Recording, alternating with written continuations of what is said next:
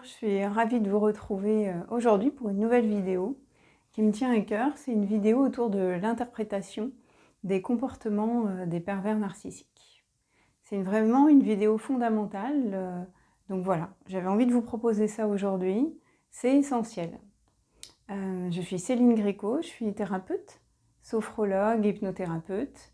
J'ai été infirmière spécialisée, passionnée en psychologie et en psychiatrie, et c'est vraiment ce qui m'aide beaucoup à vous aider, et notamment à faire cette petite vidéo aujourd'hui sur la perversion narcissique.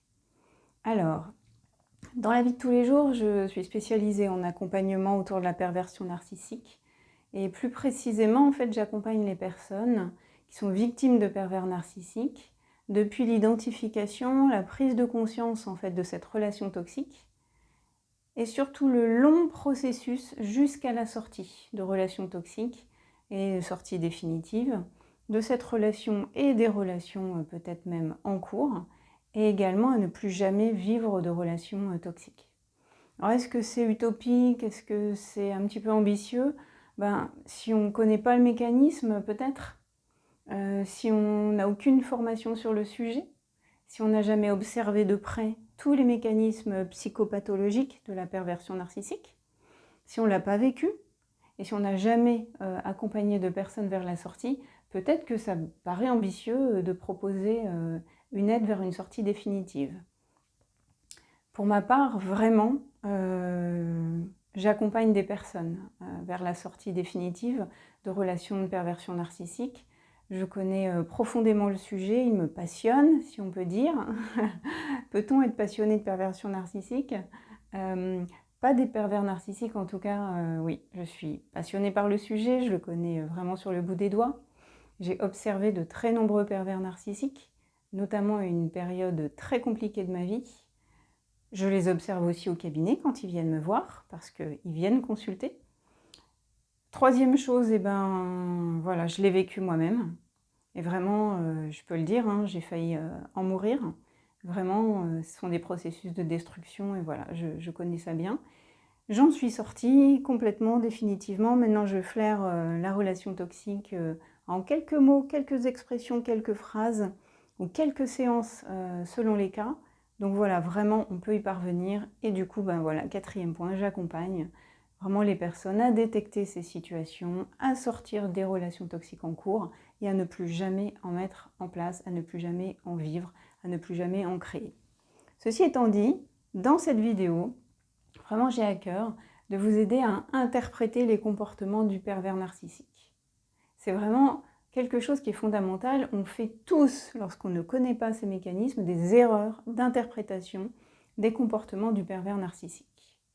Du coup, ce qu'on va aborder dans cette vidéo, premier point, est-ce qu'une personne saine peut avoir des comportements de perversion narcissique ou est-ce un vrai trouble de la personnalité? Deuxième point, quelles sont ces erreurs d'interprétation des comportements de pervers narcissiques? Quelle mauvaise association d'intention on fait en face d'une action, d'un mot, d'une phrase d'un pervers narcissique?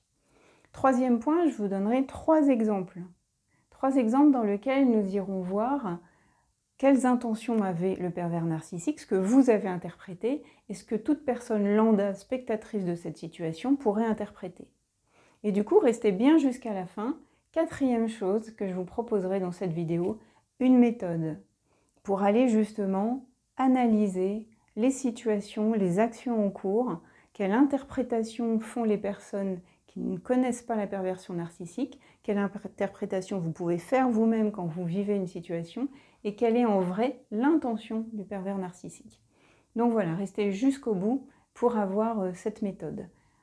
Petit aparté, dans chaque vidéo, j'ai à cœur de vous apporter certes des informations, mais aussi à chaque fois un petit outil, une petite méthode, parce que j'aime, voilà, je suis sophrologue, j'aime qu'il y ait des actions, qu'il y ait des outils pour vous aider à sortir de ces relations. Voilà, vous n'êtes pas seul et voilà, je vais tout mettre en œuvre pour vous apporter un maximum de choses pour que vous sortiez de cet enfer. Alors première chose, du coup, voyons voir si une personne saine peut avoir des comportements de pervers narcissiques. Alors là, réponse immédiate, non, absolument pas. Une personne saine c'est-à-dire névrosé entre 0 et 10, on va dire, c'est les différents stades de névrose. Alors 0, ça fait vraiment pas de névrose du tout. Donc entre 1 et 10, lorsqu'on est névrosé normalement, c'est-à-dire qu'on est des personnes saines, on va avoir des troubles anxieux, des anxiétés, on peut avoir des troubles du comportement à type d'impatience, pour certaines personnes un petit peu d'agressivité. Mais au fond, on est bien connecté à la réalité et on est conscient des troubles que l'on manifeste. À l'inverse d'une personne qui va être du coup en psychose, qui va être psychotique, qui est déconnectée de la réalité et qui finalement ne se rend pas compte de ce qu'il est en train de faire. Et déconnecté de la réalité a d'autres intentions. La perversion narcissique, c'est en fait une sorte de psychose blanche, c'est-à-dire sans hallucination, sans délire. Mais on est bien dans une psychose, donc on a en face de nous une personne qui est déconnectée de la réalité. Ça n'est pas pour autant qu'il faut se dire que, du coup, ce qu'elle fait, elle n'en a pas conscience. Parce que je tiens à vous le dire tout de suite, ce sont des personnes qui sont extrêmement dangereuses. Si vous vous trouvez face à une hyène, je ne sais pas, un lion, et qui est là en train de vous sauter dessus et qui va vous manger un bras, vous n'êtes pas en train de vous dire « c'est pas de sa faute, il n'a pas l'intention de me manger ». Tout ce que vous allez voir, c'est que c'est dangereux, la scène est dangereuse, l'animal dans cette situation est dangereux, il faut partir. Le pervers narcissique, c'est un peu ça. Si on a un raisonnement de personne saine et qu'on se dit il n'a pas de mauvaises intentions, c'est pas de sa faute, et que vous restez du coup au contact de cette personne, elle va vous massacrer. Ce sont des personnes extrêmement dangereuses. On n'est pas du tout en train de parler de quelque chose de simple. Parce qu'un pervers narcissique, eh bien en fait, il va à la fois être perverse et narcissique. La perversion, qu'est-ce que c'est? C'est un peu de manier une chose et son contraire, et plus exactement, de manier le bien, mais pour faire du mal. C'est ça la perversion. Faire quelque chose qui va vous faire plaisir, pour ensuite pouvoir faire du mal encore plus intensément. J'y reviens dans les exemples ensuite. Et le narcissisme, c'est d'être entièrement centré sur soi, mais un égocentrisme, mais complètement exacerbé, poussé au paroxysme.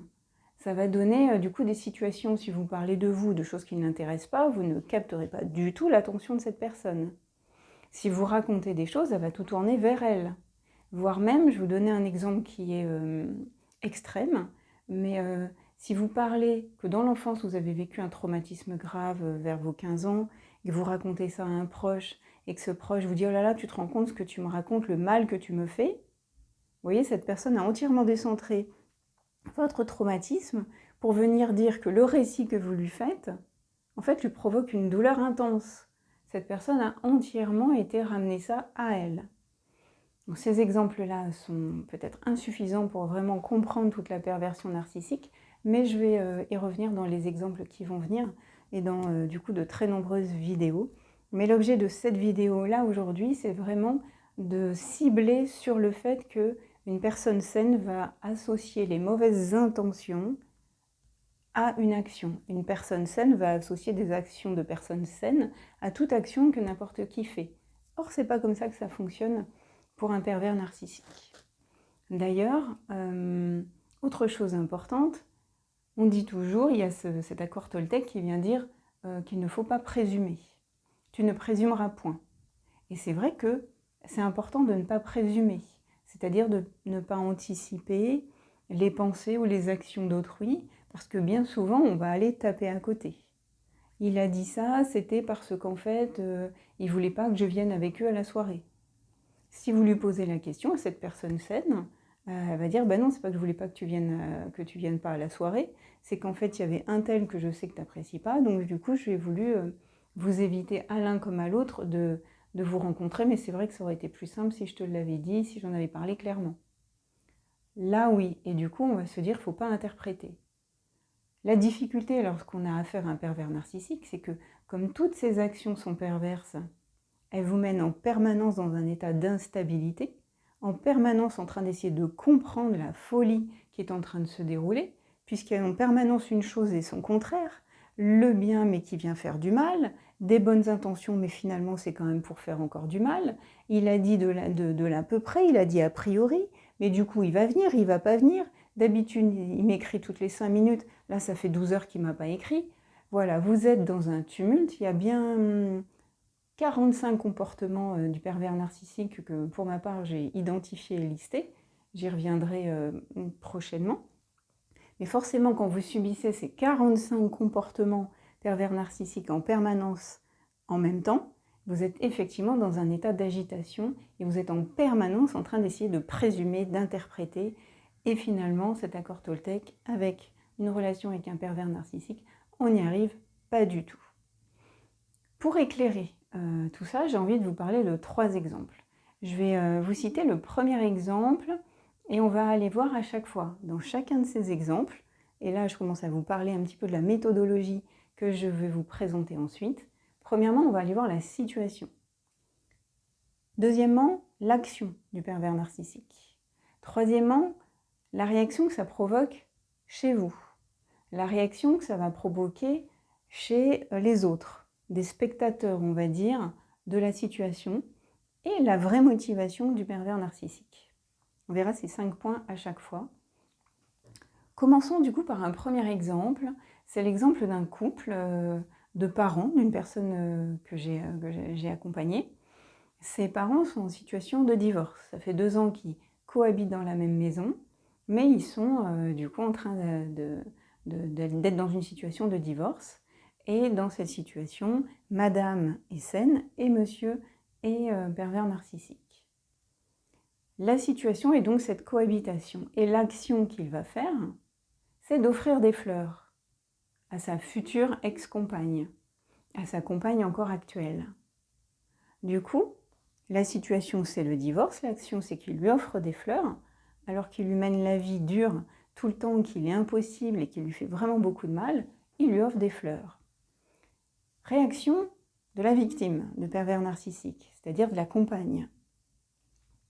Elle est à ce moment-là en train de se dire, bon, bah ça se trouve, c'est oublié, il veut plus divorcer, il a compris qu'il m'aimait vraiment. De nouveau, elle est pleine de joie, elle est pleine d'espoir, et ça vient réactiver en elle un nœud émotionnel qui a été gravé au début de leur histoire lorsqu'il lui offrait des fleurs, qu'ils allaient au restaurant. Et ça, en fait, c'est gravé en soi comme un énorme nœud émotionnel qui peut se réactiver. Du coup, quand il lui offre des fleurs, de nouveau, ça fait monter en elle tous ces nœuds émotionnels positifs, ça réactive la femme amoureuse qui est de nouveau enchantée, pleine de joie, des fleurs, aller au restaurant, la vie est belle, le bonheur va recommencer, ça ravive tout ce bonheur. C'est ce qu'elle se dit. Du coup, elle est pleine d'espoir. Des spectateurs, quelqu'un de l'extérieur, des amis qui verraient qu'il offre des fleurs, se diraient quand même, il est quand même bien sympa, il est cool, il a l'air juste un peu perdu, il ne sait pas où il en est dans son divorce, mais au fond, il a l'air d'être plutôt amoureux. Bon, bah voilà, il est perdu. Et si on va vers le pervers narcissique, son action à lui, comme il aime bien manier la perversion, c'est-à-dire utiliser le bien pour faire du mal, lui, il sait très bien qu'en vous offrant des fleurs, vous êtes de nouveau, en tant que personne sûrement très empathique, de nouveau dans cet état que je vous ai décrit précédemment. Enchantée, joyeuse, heureuse, le cœur sur la main, en ouverture totale, pleine d'espoir. Et c'est exactement le moment hyper propice pour venir faire un mal de chien.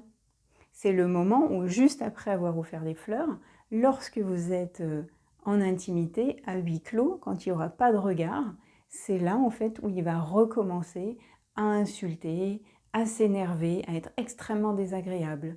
Et du coup, la personne qui s'est trouvée être envolée dans son bonheur va se faire claquer au sol et va souffrir immensément plus, 10 fois, 100 fois plus, que s'il n'y avait pas eu ces fleurs offertes et la réouverture du cœur. Vous voyez là, si vous en tenez à votre interprétation, peut-être qu'il veut reprendre une relation, l'interprétation des autres autour, un homme un peu perdu mais qui au fond est encore amoureux, et la réaction de cette personne qui est psychotique, qui est dans un déni de réalité, qui aime faire du mal et qui est auto-centré, il est en train de jouer de jubilé, il vous a ouvert le cœur et derrière, il va pouvoir revenir vous massacrer beaucoup plus fort et c'est là où lui, il va tirer en fait son bonheur et sa joie. Pourquoi il est heureux en faisant ces choses-là? C'est complètement lié à sa pathologie, c'est que les sources de bonheur, c'est en faisant du mal aux autres. Ce ne sont pas des personnes saines. Ok, vous avez compris ces 5 points, faisons-les sur un deuxième exemple. Un petit peu similaire, là c'est le cas d'une séparation. Le pervers narcissique, de nouveau un monsieur, ça peut être des dames, hein, mais voilà. Dans mes exemples là, c'est un monsieur. Et la dame, du coup, personne saine, victime de ce pervers narcissique. Ils sont séparés depuis 1 an à peu près. Et lui, qui est chez lui, elle chez elle. Et l'action, c'est qu'en fait, il recommence à envoyer des messages à son ex-compagne. Elle est chez elle et elle reçoit des SMS. Et vous allez les reconnaître.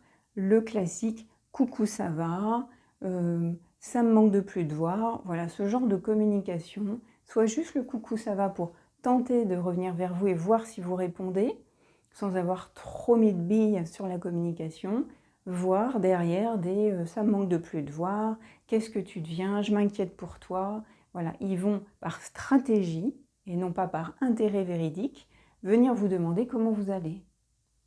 Du coup, le résultat, sur vous, vous vous dites, bon, il a peut-être changé, vous vous dites, pardon, il a peut-être changé, il a peut-être envie finalement qu'on reprenne, je lui manque.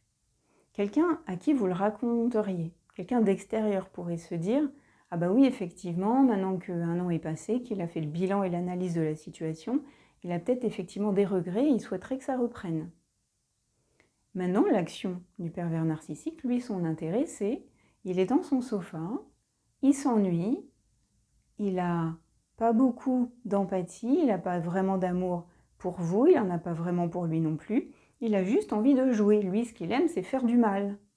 Donc, il a plusieurs joueurs en cours, exactement comme s'il était en train de faire des jeux de stratégie, et il est en train de jouer avec plusieurs joueurs en même temps. Et là, il a décidé qu'il pouvait faire une partie avec vous. Et il est prêt à tout. Tous les coups sont permis, comme s'il était en train de jouer un jeu de stratégie en console ou aux échecs, etc. Donc tous les coups sont permis. Les premiers coups, ce sera de vous recontacter. Il sait exactement comment fonctionne une personne qui a du cœur, qui est saine, qui est empathique. Il sait que, de nouveau, elle va finalement peut-être être en joie. Donc, le procédé qui va se passer, c'est ça, de nouveau. C'est qu'il sait que il va pouvoir vous recontacter. Si vous répondez déjà, c'est des grosses gratifications. Ça remplit ce que moi j'appelle sa carte avec des miles narcissiques dessus. Voilà, parce qu'il a besoin du regard d'autrui positif posé sur lui. Donc là, en fait, vous lui accordez de l'attention. Ça lui fait des miles sur sa carte de narcissique. Plus il a de miles, mieux il se sent. Mais il ne peut quand même pas s'empêcher d'avoir ces comportements pervers, utiliser le bien pour vous faire du mal. Du coup, là, il vient vous recontacter, il dit des choses gentilles, il fait mine de s'intéresser à vous, à votre santé, mais au final, tout ce qui l'intéresse, c'est que vous soyez venu lui répondre. Et peut-être même que vous soyez venu jusqu'à chez lui.